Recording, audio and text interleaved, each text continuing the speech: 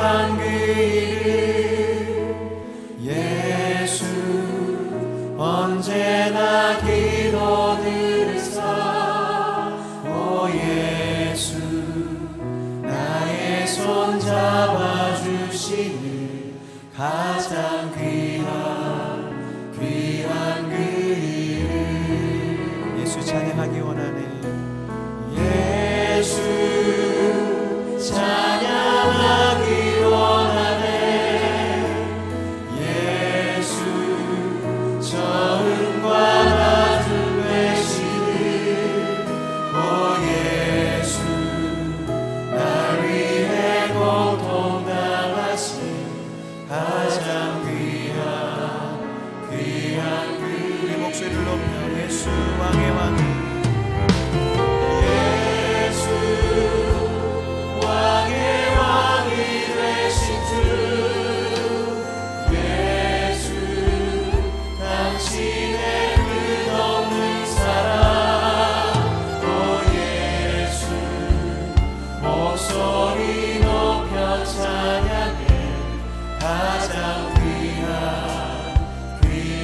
왕이십니다.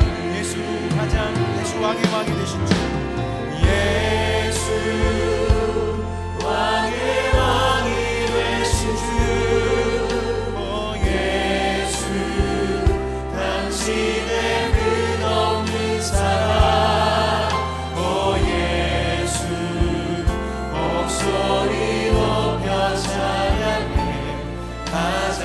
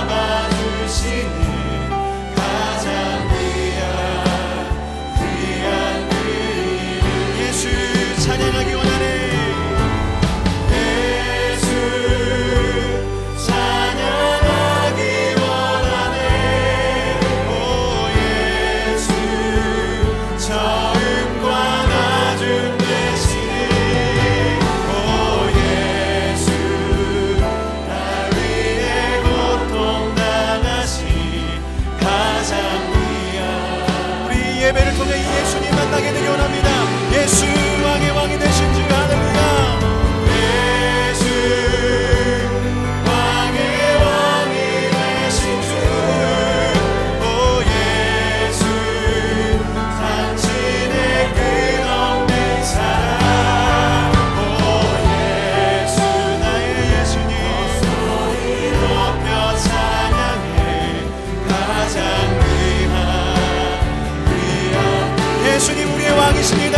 예수 왕의 왕이 되신 주 예수 왕의 왕이 되신 주 오 예수 당신의 끝없는 사랑 오 예수님 소리 높여 찬양해 가장 귀한 예수 가장 귀한 그 이름 찬양합니다. 할렐루야 예수 가장 귀한 그 이름 오 예수 언제나 기도 들으사 오 예수 나의 손 잡아주시는 가장 귀한 그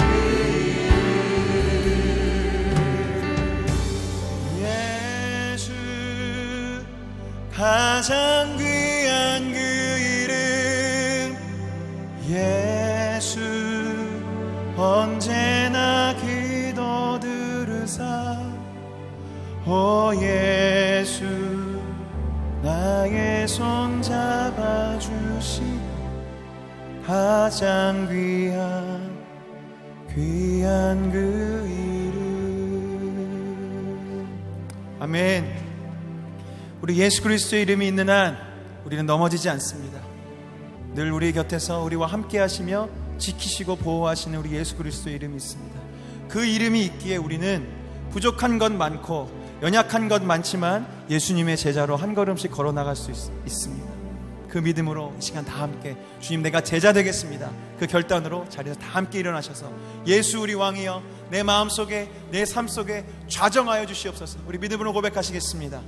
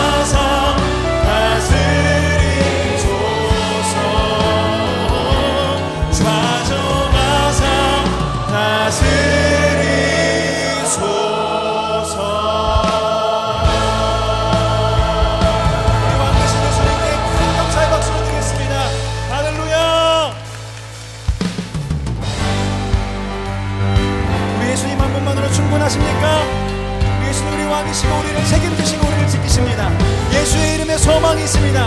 그 믿음 담아서 우리 힘차게 예수의 이름 찬양하겠습니다. 할렐루야. 구주 예수, 주 예수를 지향심이 기쁜 일일세 영생 허락 받았으리지만 주어 구주 예수 지향이 구주 예수를 지향심이 주를 믿는 나의 말 그의 비에서 예수 믿는 것은 받은 증거만보다 예수 귀한 예수 믿은 것 구주 예수 지하여 구주 예수를 지하 죄악 벗어버리네 아니 받고 영생한 주께 모두 구주 예수 지하여 구주 예수를 지하 구원함으로 할렐루야 영원 구분 지나고 주여 함께한 예수 믿는 것은 받은 증거만보다 예수 귀한 예수 믿은 것 우리 1절 다시 한번 고백할게요. 구주 예수를 지향 심히 기쁜 일일세 영생 허락 받았으리지만 구주 예수 지함이 구주 예수 우리 예수님만 의지합시다. 주를 믿는 나의 마음 주를 믿는 나의 마음 그의 비에서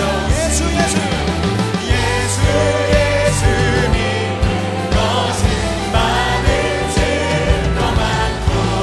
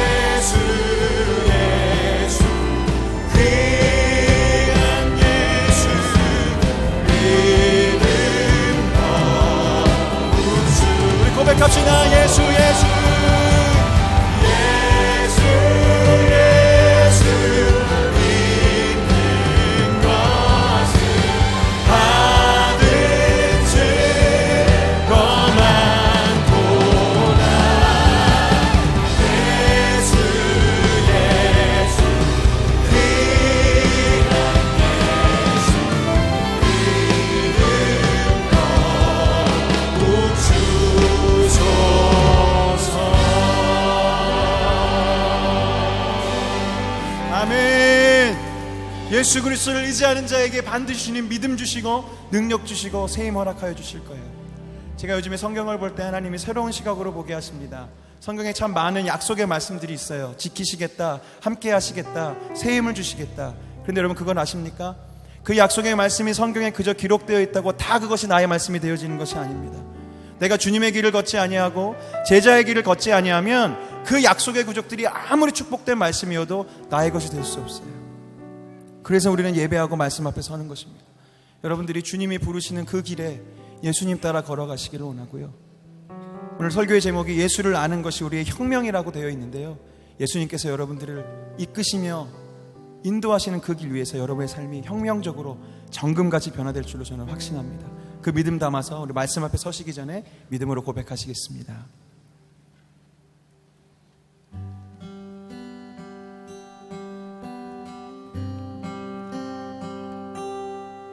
주가 보이신 생명의 길, 나 주님과 함께 상한 마음 들이며 주님 앞에 나가리. 나의 의로움이 되신 주, 그 이름 예수. 나의 길이 되신 이름 예수.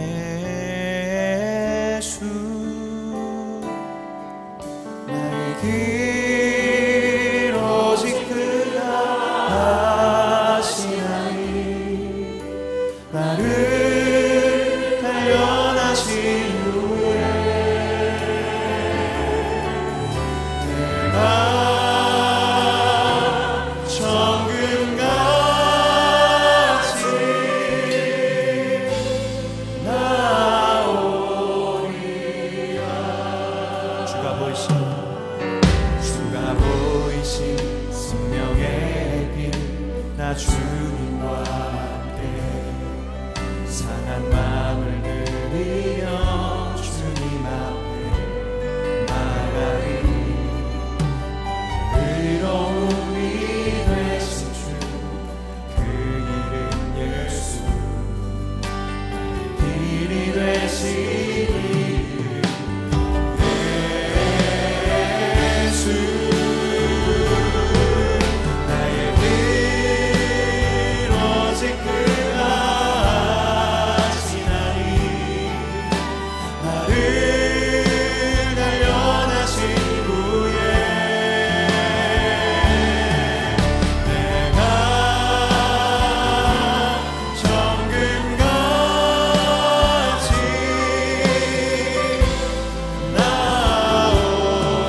우리 그 길로 걸어갑시다. 주가 보이신 생명의 길, 주가 보이신 생명의 길, 나 주님과 함께 상한 마음을 들이며 주님 앞에 나아가리.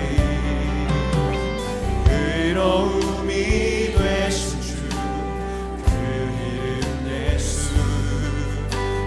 길이 되신 이름 예수. 나의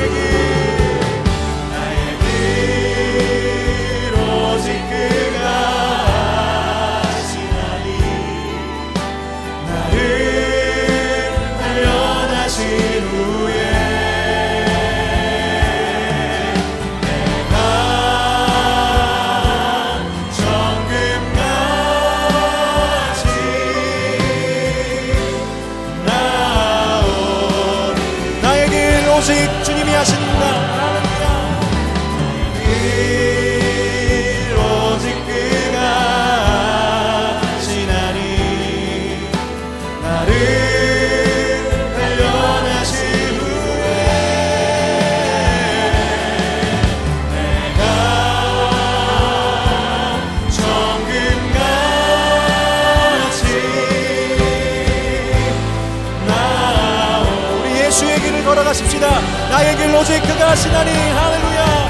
나의 길 오직 그가 하시나니, 나를 단련하신 후에 내가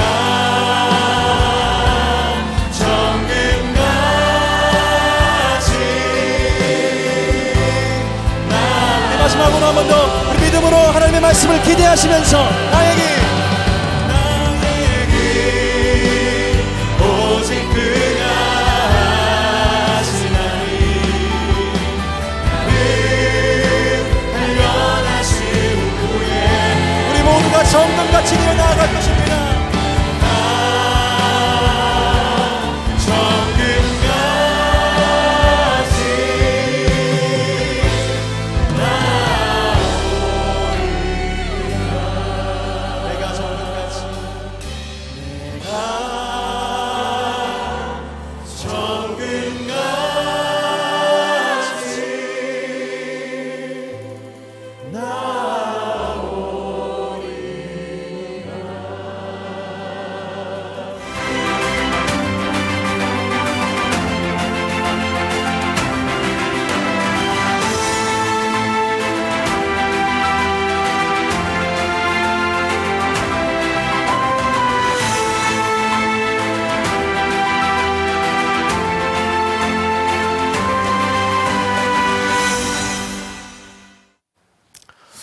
오늘 3부 예배 나오신 여러분들 한 사람 한 사람을 주님의 이름으로 사랑하고 축복합니다. 오늘 중요한 광고를 여러분들에게 좀 드립니다. 다음 주일 오후 5시에 원로 명예 신천 장로님들 취임 예배가 있습니다. 제가 올해부터는 이런 행사들을 행사로 그치는 것이 아니라 우리들이 좀 결단할 수 있는 그런 시간으로 만들어 보고자 강사를 특별히 초청을 했습니다. 취임 예배에. 얼마 전에 여러분들에게 주기철 목사님에 대해서 제가 좀 영상을 보자고 광고한 적이 있었죠. 네, 주기철 목사님이 오시는 건 아니고 주기철 목사님의 손자 목사님이 인천 주안장로교회 담임 목사님으로 계세요. 제가 특별히 좀 부탁을 드렸습니다. 우리들의 삶을 좀 결단할 수 있는 시간이 될 수 있도록 다음 주 오후 5시 취임식을 겸해서 우리들도 집회로 모이니까 여러분이 잘 기억해 주시고, 조금 아까 광고가 나온 것처럼 인터서브와 함께 하는 만나 PMS 전문인 선교 학교인데, 여러분들 중에 한 번쯤은 그런 꿈을 꾸셨을 거예요. 내 삶에서 내가 어떻게 선교할 수 있을까? 여러분들의 삶의 현장에서 선교할 수 있는 공부하는 시간입니다. 16주 공부하는데 오늘까지 신청을 마감한다고 합니다. 여러분들 꼭 기억하고 참여해 주시면 좋겠습니다. 제가 오늘 1, 2 예배 때 다 잊어버렸어요. 인사하는 걸 잊어버렸습니다. 3부 때는 인사를 좀 해야 될 것 같아요. 오늘 이 시간에 흩어져서 예배드리는, 또 인터넷으로 예배드리는 분들, 잠옷실 또 밖에 있는 분들을 위해서 주님의 이름으로 축복합니다. 한번 손을 들어 인사하면 좋겠습니다. 인사합시다. 주님의 이름으로 축복합니다. 네, 고맙습니다.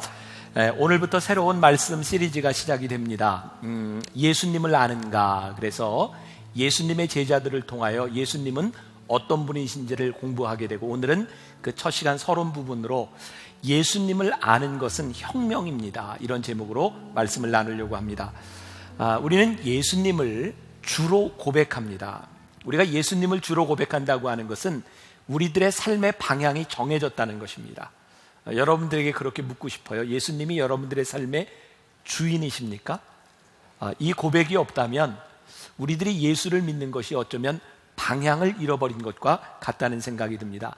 올해 들어 제가 처음으로 읽었던 책이 나의 끝 예수의 시작이라는 제목이었습니다. 카일 아이들먼 목사님이 쓴 책인데, 여기에 보면 파퓰러 사이언스라고 하는 잡지에 실렸던 이야기가 하나 나옵니다. 겨울에 어떤 구조팀이 눈 속에 파묻힌 사람들을 구하려고 찾아갔습니다. 눈을 파헤쳐 봤는데 이미 사람들은 죽어 있었습니다. 그런데 이 시체가 눈 속으로 10m나 더 깊이 파고 들어가서 죽어 있는 거예요. 나오려고 했지만 더 깊이 파고 들었던 거죠. 이 파퓰러 사이언스라는 잡지에서 이렇게 이야기합니다. 우리가 눈에 묻히게 되면 우리가 제일 먼저 해야 될 일은 눈을 파는 일이 아니라 눈을 좀 이렇게 치워내고 침을 뱉는 일이다.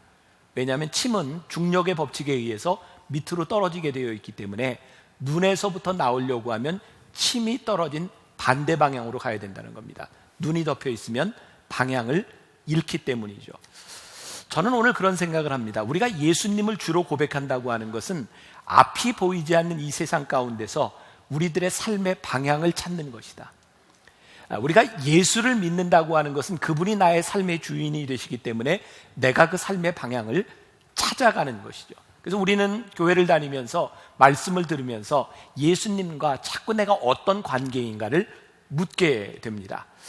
올 한 해를 시작하면서 여러분들과 함께 하나님에 대한 이야기로 시작을 했습니다. 하나님의 이름 뭐라 그랬지 기억나세요? 하나님은 스스로 있는 자다. 여러분들이 대답을 안 하면 제가 답답해지기 때문에 먼저 제가 그냥 답을 이야기해요. 오늘 예수님의 이름은 보니까 임마누엘이라고 되어 있고, 이 13주 시리즈가 끝나면 이제 보혜사 성령님에 대해서 배우게 됩니다. 제가 얼마 전에 목사님들하고 모였는데 그 목사님들 중에 한 분이 이렇게 주장을 하더라고요. 자기가 하나님 하시래요. 그 하모 목사님인데 그 얘기를 듣고 있던 어떤 목사님이 나는 임마누엘 임시다 그러더라고요. 그 옆에 있던 목사님이 나는 지저스 지시다. 우리나라 성씨 중에 그런 성씨가 있는지 몰랐어요. 아무튼 우리는 예수님과 뭔가 이렇게 관계를 좀 맺어보려고 노력을 해요. 근데 중요한 것은 우리가 예수님을 바로 아는 것이죠. 오늘 본문 말씀에서는 그는 자기 백성을 그들의 죄에서 구원할 자이시니라. 우리가 오늘 읽은 이 본문 말씀은 크리스마스 때 많이 듣는 말씀이기도 합니다. 예수님은 누구신가? 그분은 우리를 죄에서 구원하실 분이라고 이야기합니다. 그런데 이 구원하실 분임을 우리들이 아는 순간 우리들의 삶에는 혁명적인 역사가 일어난다.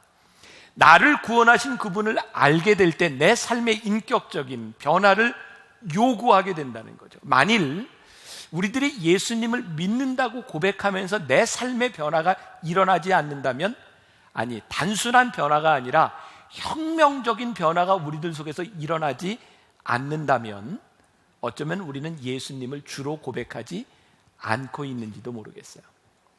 저는 아이를 키우면서 부모들이 이렇게 동일하게 걱정하는 부분들이 있죠. 아이들이 크면 부모의 관계가 이렇게 좀 서먹서먹해지고 대화도 좀 줄어든다. 근데 저는 다행히 신학을 공부하는 제 아들이 이렇게 갈수록 저와 공통 관심사를 가지고 이야기를 자주 하게 되는 것 같아요. 하루는 이놈이 저에게 이런 글을 보냈습니다. 아버지, 제가 청년들에게 레디컬이라고 하는 제목으로 설교를 하려고 하는데 너무 힘들어요.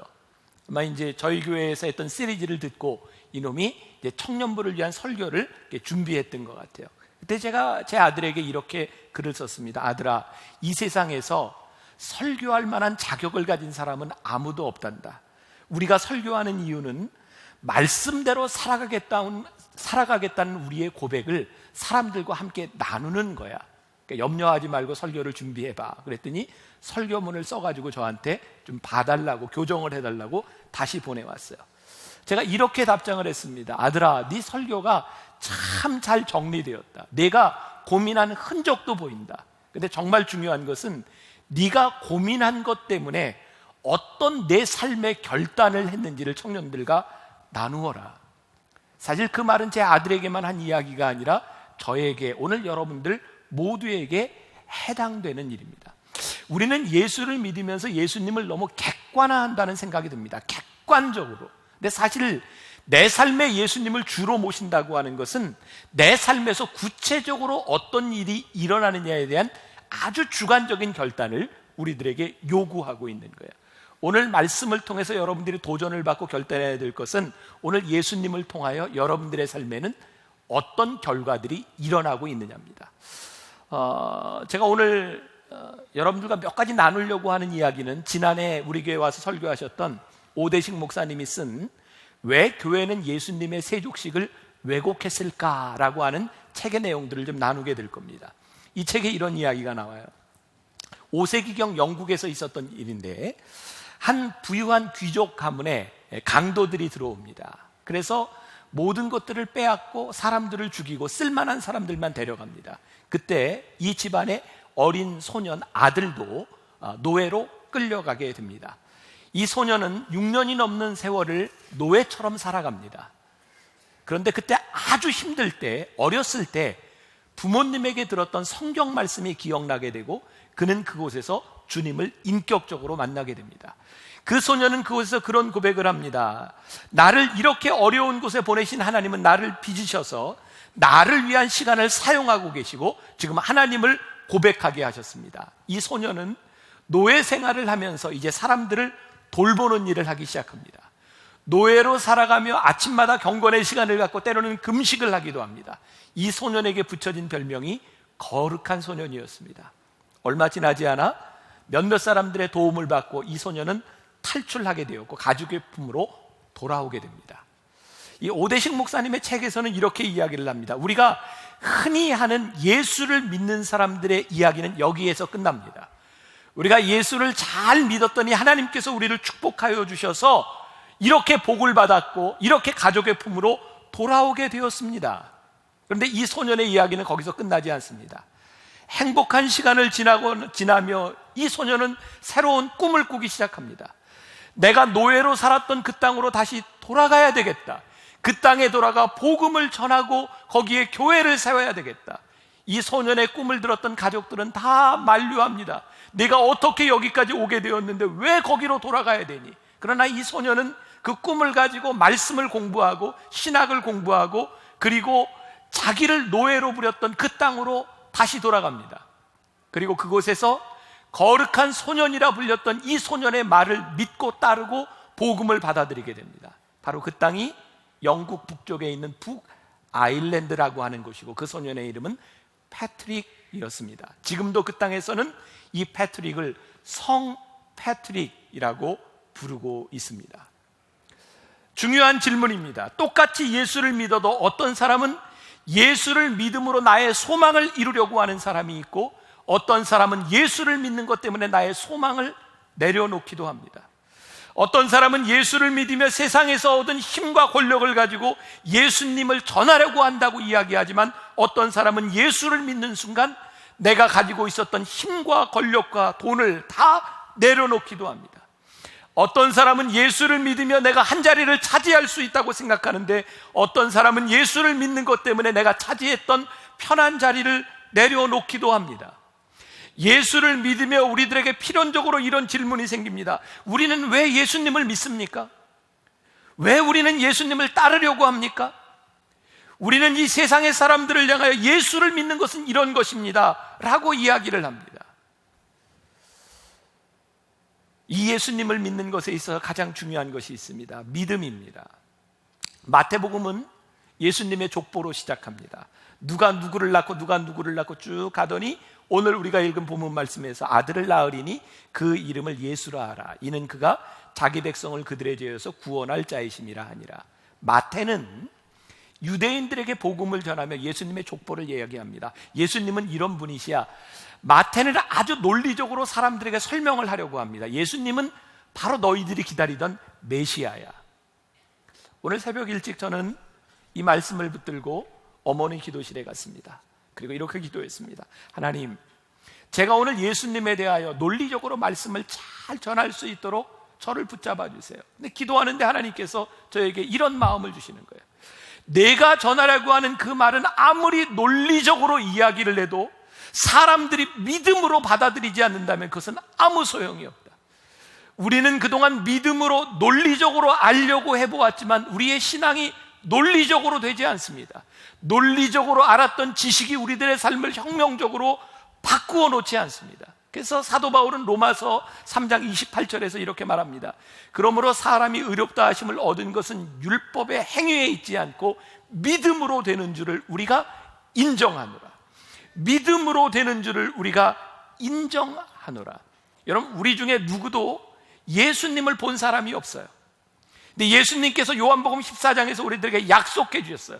내가 너희들에게 보혜사 성령을 보내리니 보혜사 성령님이 우리들에게 오시면 우리들이 말할 것, 행동할 것 모든 것을 생각나게 하시고 우리를 가르치시리라.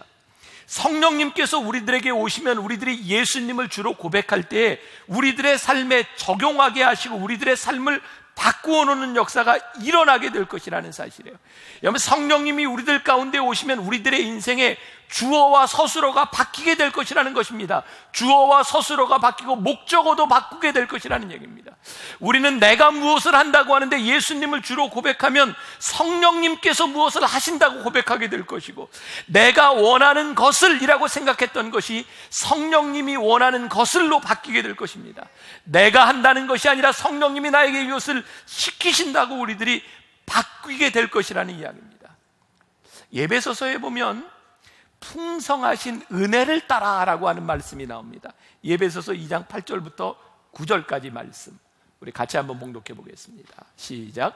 너희는 그 은혜에 의하여 믿음으로 말미암아 구원을 받았으니 이것은 너희에게서 난 것이 아니요 하나님의 선물이라.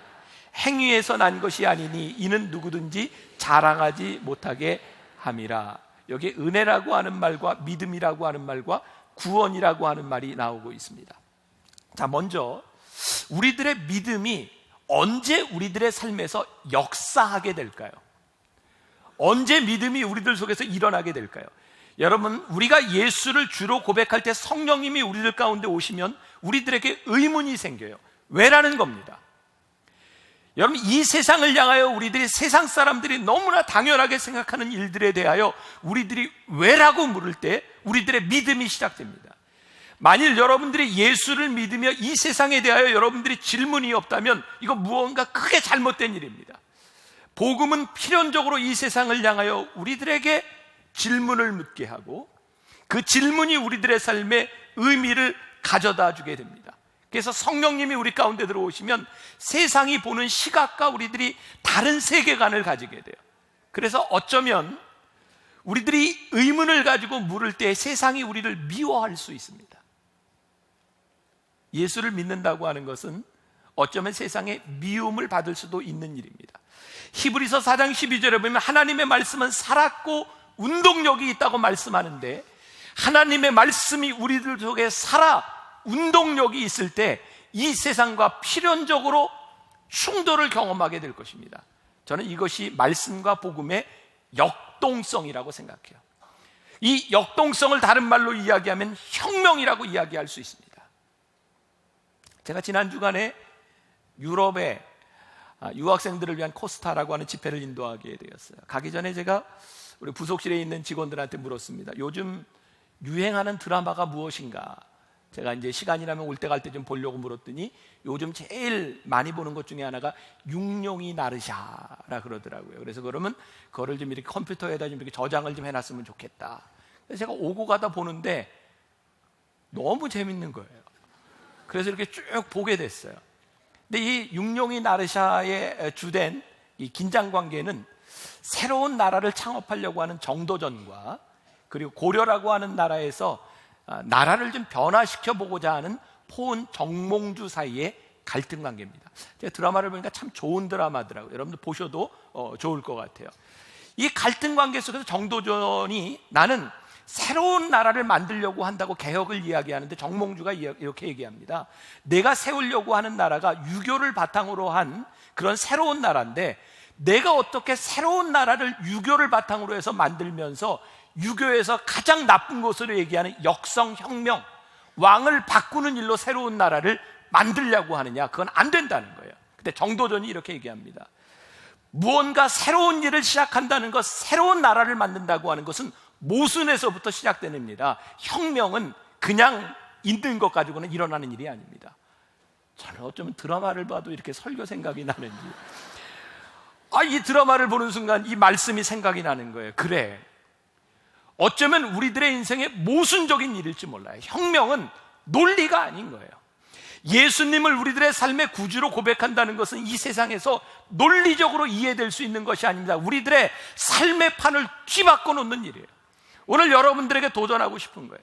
여러분들이 예수님을 주로 고백하며 이 모순적인 일, 여러분들의 삶에 절대로 일어날 수 없을 것 같은 그 일들이 여러분들에게 어떻게 나타났냐 이 말이에요. 예수를 믿는다고 하는 것은 믿음의 관점으로 이 세상을 다르게 보는 거예요. 어떤 관점? 예수님께서 우리를 구원하셨다고 하는 구원자로서의 관점으로 이 세상을 보는 거예요. 오늘 예수님에 대하여 아들을 낳으리니 그 이름을 예수라 하라. 이는 그가 자기 백성을 그들의 죄에서 구원할 자이심이라. 구원의 세계관으로 우리들이 보는 거예요. 조금 아까 우리들이 보았던 에베소서에 보니까 이 구원이라고 하는 것은 선물로, 은혜로 주어졌다. 오늘 여러분들이 받은 구원에 선물이 있다는 거예요. 선물에 대해서 이야기를 좀 하겠습니다. 저는 목회자로서 참 놀라운 특권 가운데 하나가 교인들의 사랑과 선물을 받는 일이라고 생각해요. 근데 제가 받은 선물 중에 뇌물은 하나도 없습니다. 다 선물입니다. 왜냐하면 제가 교인들에게 선물을 받았다고 보상으로 제가 해줄 수 있는 일이 없기 때문입니다. 그것은 선물입니다. 여러분, 이 선물은요, 죄송하지만 여러분들이 저에게 선물을 할 때 여러분들이 가지는 그 애틋하고 뜨거운 마음만큼 제가 동일하게 느끼지 못합니다. 감사하기는 하지만 여러분들의 마음만큼을 제가 느낄 수는 없습니다. 왠지 아세요? 여러분들은 그 선물을 준비하며 여러분들이 치러야 될 대가가 있지만 저에게는 치러야 될 대가가 없습니다. 그래서 감사함으로 받습니다. 감사함으로 받은 선물은 여러분들의 희생보다는 가치가 조금 덜하기 때문에 저는 여러분들에게서 받은 선물을 조금 더 쉽게 다른 사람에게 나누어 줄 수 있습니다. 그래서 저는 연말이 되면 죄송하지만 이 얘기 듣고 선물 안 하시면 안 돼요. 할 사람은 계속 하세요. 제가 모아놨다가 우리 교회 교역자들과 직원들과 모든 사람들에게 나눠줍니다. 굉장히 기쁘게 나눠줍니다. 여러분들의 마음만큼은 모르지만 감사하는 마음으로 나눠줍니다. 여러분, 하나님께서 우리들에게 구원의 선물을 주셨다고 하는 것을 여러분들은 절대로 하나님의 마음만큼 알지 못합니다.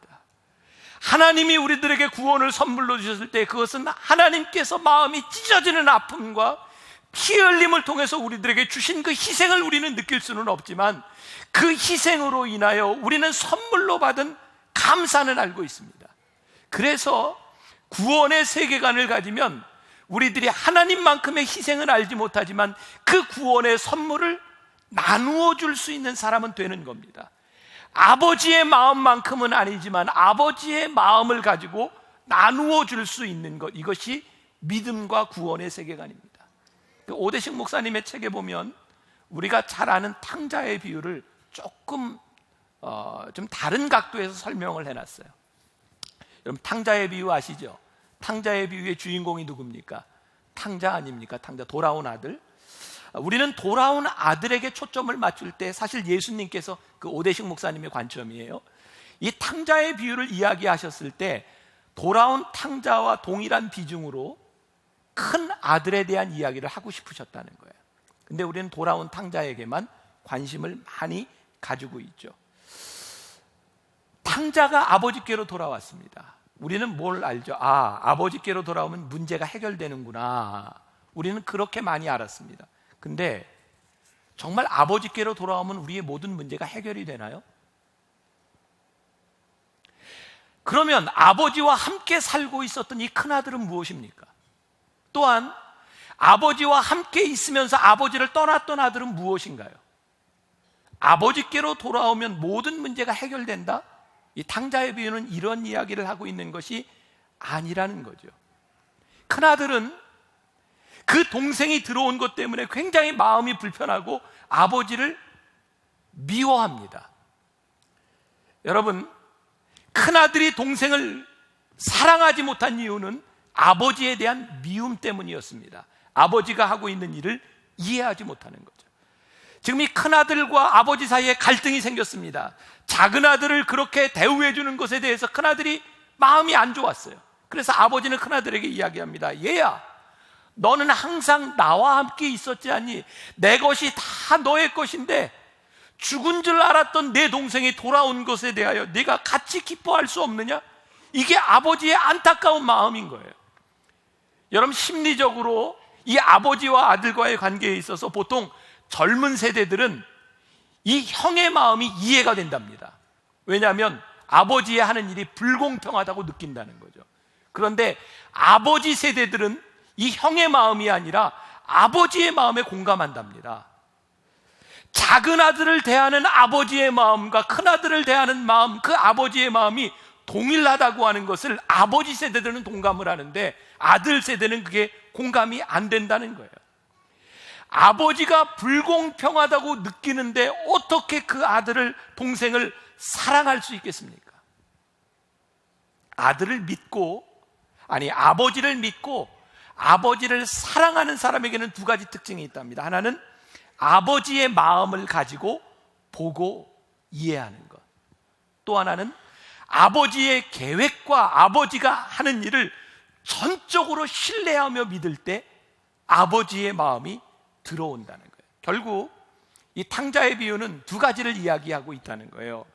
탕자가 되어 살다가 아버지께로 돌아와서 경험하는 하나님 아버지의 은혜가 있고, 또 하나는 아버지와 함께 살아가며 고백하며 경험해야 되는 큰 아들의 은혜가 있다는 거예요.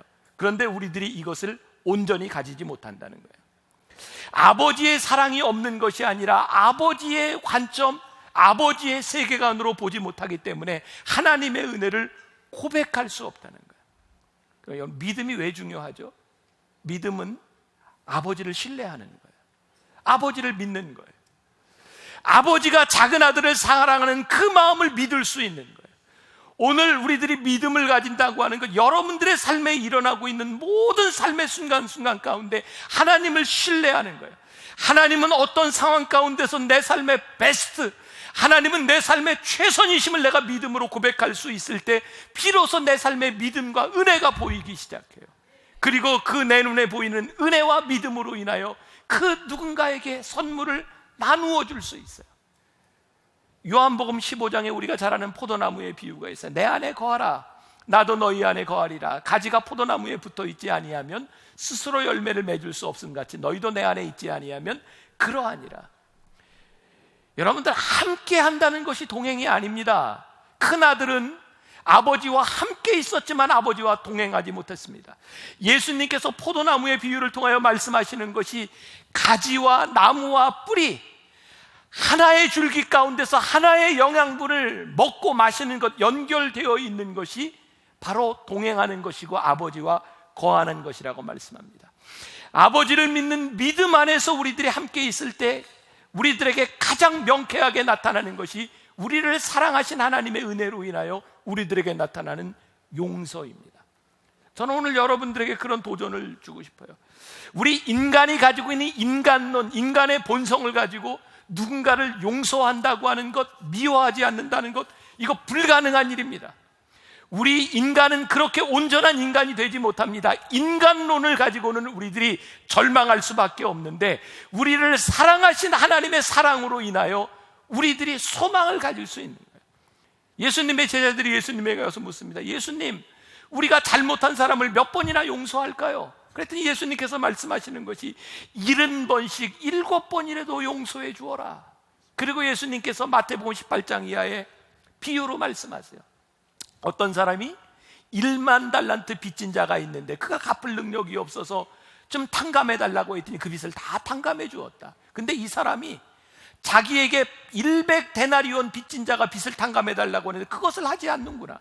여러분들, 1만 달란트는 오늘날로 환산하면 우리나라 돈으로 1조 정도 되는 돈입니다. 100데나리온은 우리나라 돈으로 300만 원쯤 되는 돈입니다. 그런데 1조를 탕감받은 사람이 300만 원 정도 내가 탕감할 수 없다고 하는데 어떻게 아버지께서 이 사람을 용납하시겠냐는 거예요. 너희가 하나님 아버지 앞에 1만 달란트를 용서받은 사람일진데 너희들에게서 어떤 삶이 나와야 되는가? 여러분, 혁명적이라고 하는 것은요, 세상 사람들의 논리로 되는 것이 아니라 우리들이 하나님 앞에 받은 은혜와 사랑 때문에 우리들에게서 나타날 수 있는 그 혁명적인 일이 무엇인가? 마태복음 13장에서 예수님이 또 비유로 말씀하십니다. 천국은 마치 밭에 감추인 보화와 같으니 사람이 이를 발견한 후에 숨겨두고 기뻐하고 돌아와서 그의 자기 소유를 다 팔아 그 밭을 사느니라. 무슨 이야기예요? 놀라운 보물을 발견한 거예요. 그래서 그것을 감춰두고 자기가 가지고 있는 모든 소유를 다 팔아서 그 밭을 사는 겁니다. 아무도, 사람들이 이해하지 못합니다. 여러분, 이 사람의 삶의 혁명이 일어난 거예요. 세상 사람들이 볼 때는 자기 재산을 다 팔아서 그 밭을 사는 것이 도대체 이해가 되지 않는데 이 사람의 삶에 혁명적인 일이 일어난 거예요. 왜?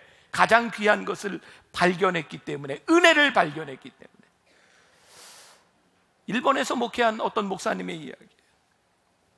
동경에서 목회할 때 유아 세례를 베풀기 전에 늘 엄마 아빠를 데려다가 문답을 냈답니다. 근데 그 문답하는 자리에 늘 그 교회 장로님 한 분이 그 엄마 아빠에게 이런 질문을 물었답니다.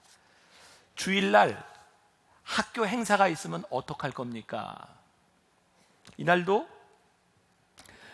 유아 세례를 베푸는 날이었는데, 여러분, 일본에서는 우리나라와 조금 다른 문화죠. 늘 학교의 운동회나 부모 참관 수업이나 중요한 일을 주일날 한답니다. 근데 이날 유아 세례를 베푸는 날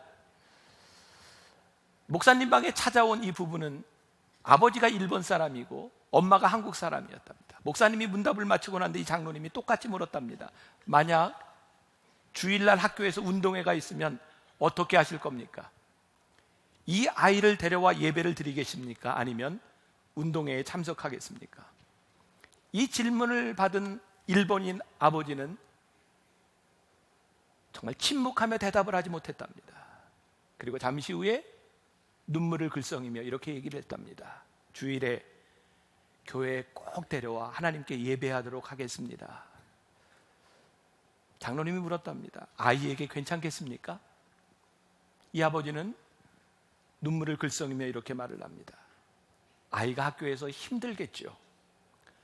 어쩌면 이지매를 당할지도 모릅니다. 그러나 나중에 부모인 우리에게 고마워할 때가 올 겁니다. 아이가 예수님을 알게 된다면, 그가 신앙을 가지게 된다면 이 믿음을 전해준 엄마 아빠를 매우 고마워하게 될 것입니다. 어떤 부모가 자식에게 고난의 삶을 안겨주길 좋아하겠습니까? 어떤 사람이 이 세상에서 어려움을 당하는 것을 좋아하겠습니까? 그런데 그럴 수밖에 없는 것, 내가 이 세상의 고난을 자초할 수 있는 이유가 있다면 그것보다 더 큰 은혜, 더 귀한 것이 있기 때문에 내가 기꺼이 이것을 선택할 수 있는 것, 그것이 믿음의 고백이 아니겠습니까? 여러분들이 예수님을 나의 삶의 주로 고백하며 여러분들의 인격과 여러분들의 품성과 여러분들의 삶에 어떤 변화가 있었습니까? 내가 예수님을 믿는다, 이 믿는 것을 넘어서 예수님을 믿는 우리들의 삶의 새로운 세계관 때문에 그것으로 인하여 내 삶에 일어난 구체적인 일들, 그 혁명적인 일들이 무엇입니까? 우리가 다음 주부터 12제자의 삶을 통해서 그들이 예수님을 만남으로 인하여 그들의 삶에 일어났던 혁명적인 변화들을 우리들이 배우게 될 것입니다. 가장 값비싼 보화를 위하여, 가장 귀한 것을 위하여 내 인생에 마땅히 지불해야 될 대가가 무엇인가? 저는 우리가 예수님을 주로 고백한다고 하는 것은 여러분들의 삶에 분명히 치러야 될 대가가 있다는 말이라고 생각해요. 만일 여러분들이 예수님을 주라고 고백하며 여러분들의 삶의 판을 흔들어 놓을 만한 그런 혁명적인 변화와 결단들이 일어나고 있지 않다면 예수님은 여러분들의 삶의 주가 아닙니다. 오늘 말씀을 전하고 준비하며 저에게도 큰 도전이에요. 하나님, 저는 무엇으로 제 삶의 구체적인 결단들과 저는 무엇으로 제 삶의 대가를 지불할 수 있을까요? 세상 사람들이 마땅하다고 여기다는 일들이 더 이상 내 삶에서 마땅하지 않은 여러분들의 삶의 판을 흔들어 놓는 혁명적인 일, 그게 예수님을 주로 고백하는 사람들의 삶입니다. 오늘 여러분들에게 믿음의 결단을 요구합니다. 여러분들은 어떤 대가를 지불하겠습니까? 오늘 이 말씀을 들으며 여러분들이 요약하고 결단하는 시간을 좀 드리려고 합니다. 나는 이 말씀을 통해 이런 결단을 할 거야. 여러분들에게 잠깐 시간을 드리기 위해서 먼저 오늘 장승건 목사님 얘기 좀 해주세요. 저는 사실 1부부터 3부까지 같은 설교를 3번째 들었는데도 불구하고 제 마음 가운데, 제 생각 가운데 이렇게 큰 울림이 있을 줄은 몰랐습니다. 무엇보다도 하나님께 감사하고, 정말 여러분들도 느끼셨겠지만 피를 토하는 심정으로 받은 말씀을 전하시는 목사님께 진심으로 감사드립니다. 근데 말씀을 받고 나니까 제 안에 어마어마한 싸움이 벌어졌습니다. 예수 그리스도의 제자답게 살아가기 위해서 너무나 포기해야 될 것들이 여전히 제 안에 많은 것을 보았는데, 더 심각한 건 그 포기할 것들 앞에서 포기할 수 없다고 주저하는 제 모습을 말씀을 들으면서 또 적나라하게 보면서, 아까 정도전과 포운 정몽주의 싸움을 말씀하셨는데 그거보다 더 큰 싸움이 지금 제 안에 일어나고 있는 것을 제가 여러분들에게 솔직히 고백합니다. 그래서 저는 이번 한 주간 그 수많은 포기해야 될 것 중에 단 한 가지라도 꼭 포기하고 그 선한 싸움에서 승리해서 다음 주일을 정말 하나님 앞에 승리의 기쁨으로 감사의 제사로 드리기를 결단합니다. 고맙습니다. 여러분들 가운데 누구든지 좋습니다. 내가 말씀을 들으면 나는 이런 결단을 합니다. 위층에도 좋고, 네. 누구? 네.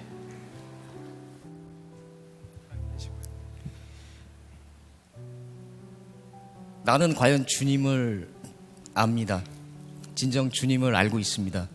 그러나 과연 주님은 저를 알고 계시는지, 오늘 설교 말씀을 들으면서 그 밭에 감추어진 금은 보화, 그를 발견한 나, 그러면 수단과 방법을 가리지 말고 나의 갖고 있는 모든 것을 다 팔아서 사야 하고 그런 행동을 해야 하는데, 진정 사지는 않고 밭에 이런 금은보화가 있어, 야 여기 있어 라고 전달하는 그런 전달자의 모습은 아니었나. 내가 그 밭을 사야만 하는데 사지도 않으면서 그런 모습이 아니었나 한번 생각해 봅니다. 진정 사야겠습니다. 네, 고맙습니다. 또 누구 원하시는 분?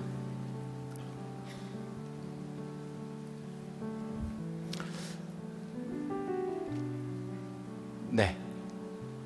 뒤에? 네.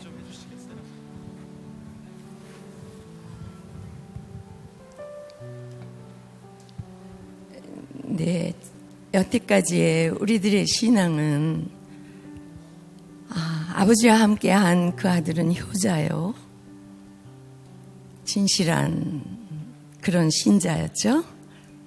그런데 그 아버지의 재산을 축내 가지고 나간 그 탕자는 우리는 비난했습니다. 근데 오늘 목사님의 설교에서 깨달은 것이 하나 있습니다. 이 탕자는 레디컬한 그런 경험적인 신앙을 몸소 겪고 그 어려운 순간에서 아버지를 찾아온 그런 간절한 고백을 가지고 나온 신자입니다. 정말 레디컬한 이 경험을 우리가 가져야 하지 않겠습니까? 1만 달란트를 받은 사람하고 그렇지 않은 평범한 삶을 산 사람하고 차이가 분명히 있습니다. 하나님의 그 고난 중에 있는 분들은 낙심하지 않으시길 바랍니다. 레디컬하게 주님을 더욱 간절하게 만나실 수 있을 것입니다.